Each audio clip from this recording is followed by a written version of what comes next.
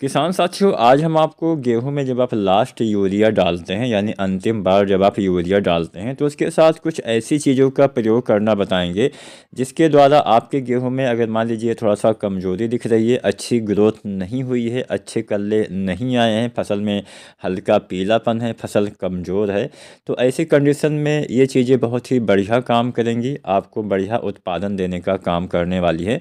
तो last urea के साथ आपको इन सभी चीज़ों का इस्तेमाल करना है, कैसे डालना है, कितनी मात्रा में डालना है, इससे क्या फ़ायदा होगा, ये पूरी जानकारी आपको इसी वीडियो में मिलने वाली है। तो आप पूरी वीडियो किसान साथियों ज़रूर देखिएगा।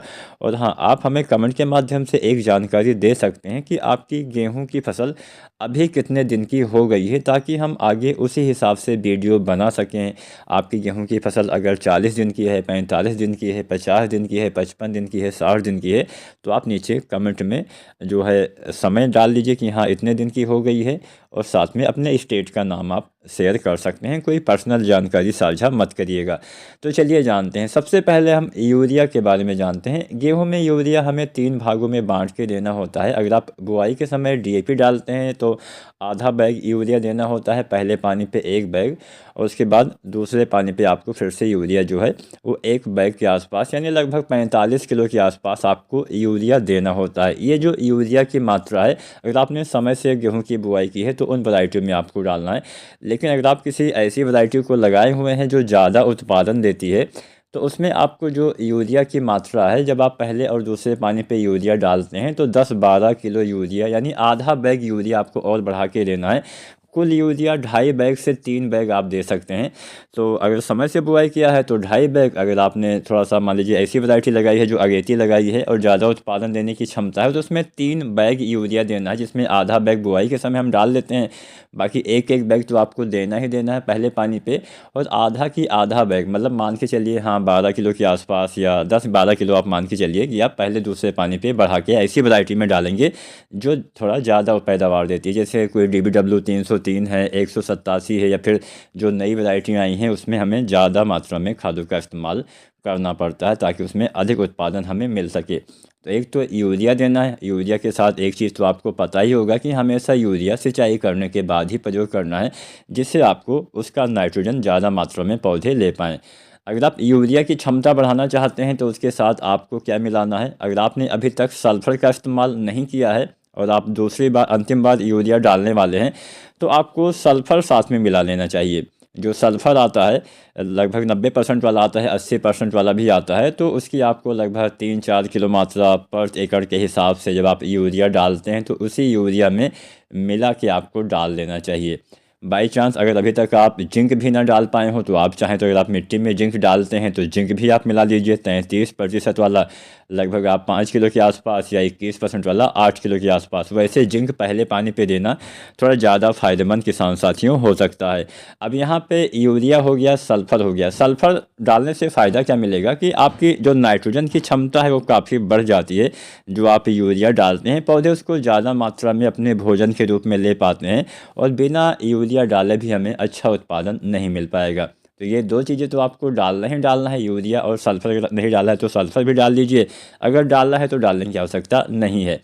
अब यहाँ पे इसके साथ एक तीसरा चीज़ आप डालिए, ह्यूमिक एसिड। अब इससे फ़ायदा क्या होगा, ह्यूमिक एसिड से क्या होता है कि पौधे में जो है मिट्टी में कुछ ऐसे भी तत्व होते हैं, हालांकि ह्यूमिक एसिड से जड़ों का विकास भी अच्छे से होता है। जब जड़ों का फैलाव अच्छे से होता है तो आपके पौधे में कल्ले का फुटाव ज़्यादा होता है, कल्ले ज़्यादा आते हैं, पौधे में ज़्यादा भोजन पौधा ले पाता है। इसके साथ साथ एक सबसे बढ़िया काम ये करता है कि आपके पौधे में, आपकी मिट्टी में जो कुछ अघुलनशील तत्व उपलब्ध होते हैं उसको आपके पौधे के लिए दोबारा से घुलनशील करने का काम भी करता है। यानी मान लीजिए आपने कभी कोई माइक्रो न्यूट्रिएंट्स खासकर अघुलनशील जल्दी हो जाते हैं, जैसे जिंक हो गया, मैग्नीशियम हो गया, मैग्नीज हो गया, फेरस सल्फेट हो गया, तमाम चीज़ें जो होती हैं वो जल्दी अघुलनशील हो जाती हैं।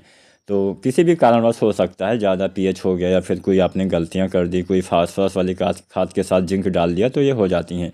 तो ऐसी दशा में ह्यूमिक एसिड बढ़िया काम करेगा, उन्हीं तत्वों को दोबारा से पौधे के लिए उपलब्ध करवाएगा, जिससे फसल में अच्छी ग्रोथ फिर से दिखाई देगी, पौधे में अच्छी बढ़वार, जड़ों का विकास, तने का मोटा होना, ये तमाम चीज़ें आपको दिखाई देने वाली हैं। तो ह्यूमिक एसिड अगर हम जानें तो बहुत सारी कंपनियां अलग अलग रेशियो में बनाती हैं।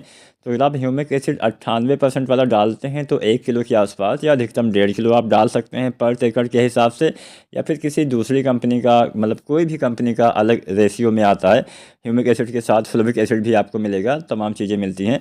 तो उसी हिसाब से उसकी मात्रा आपको कम ज़्यादा कर देनी है। आपको जब लें, जहाँ से आप ख़रीदें वहाँ से आपको पता करना है कितनी मात्रा में कौन सा डालना है। तो ये 3 चीज़ें, यूरिया, सल्फर और ह्यूमिक एसिड, आपको जो है जब आप लास्ट यूरिया डालते हैं तब डाल देंगे तो बहुत अच्छा फ़ायदा मिलेगा, पौधे में अच्छे से ग्रोथ फिर से होना स्टार्ट होगा।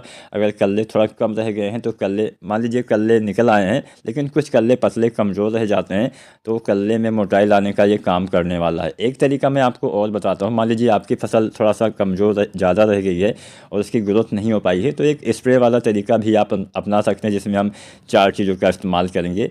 इसमें से सबसे पहली चीज़ तो आपको लेना है मैग्नीशियम सल्फेट। इसके इस्तेमाल से भी बहुत फ़ायदा मिलता है, पौधे में अच्छे से भोजन बनता है, प्रकाश संश्लेषण अच्छे से होता है। तो मैग्नीशियम सल्फेट आप इस्तेमाल करिए। लगभग इसकी आपको 1 किलो मात्रा लेनी है।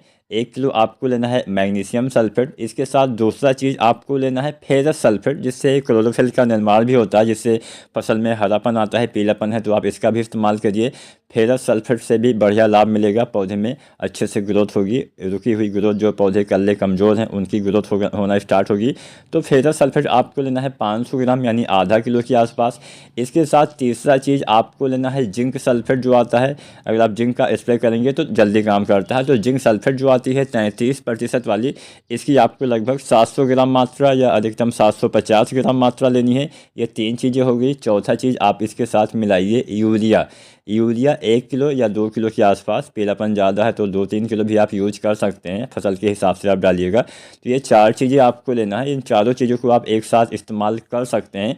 इसके इस्तेमाल से पौधे में, अगर मान लीजिए पौधे छोटे रह गए हैं, जो छोटे वाले पौधे की ग्रोथ रुकी हुई है, मान लीजिए कल्ले में, जो पौधे में कल्ले निकलते हैं सभी की ग्रोथ एक समान नहीं होती है। जो कल्ले पहले निकले वो बड़े हो जाते हैं, जो बाद में निकले वो छोटे रह जाते हैं। तो हमें तो छोटे पौधे, छोटे वाले कल्ले से भी अच्छी मात्रा में अच्छी लंबी बालियाँ पानी है, तो उसके लिए उसकी ग्रोथ भी होना आवश्यक है। तो अगर आप इन चारों चीज़ों का इस्तेमाल, magnesium sulphate, ferrous sulphate, zinc sulphate और यूरिया का स्प्रे विधि से प्रयोग करेंगे तो ये थोड़ा जल्दी भी काम करेगा, और आपके पौधे में अगर थोड़ा सा पीलापन है तो पीलापन दूर करने का भी काम करेगा। कई बार इन तत्वों की कमी से भी फसल में पीलापन आ जाता है, तो इसका इस्तेमाल आप जब आप यूरिया डालें उसके बाद कर सकते हैं, या फिर आप 2-4 दिन पहले भी डाल सकते हैं। इसका इस्तेमाल आप पहले पानी से लेके, मान के चलिए हाँ 20-22 दिन के बाद से लेके मोटे मोटा 25 दिन से लेके और 50 दिन के अंदर करते हैं तो ज़्यादा लाभ मिलेगा। हालांकि इसका इस्तेमाल बाली निकलने से पहले तक किया जा सकता है।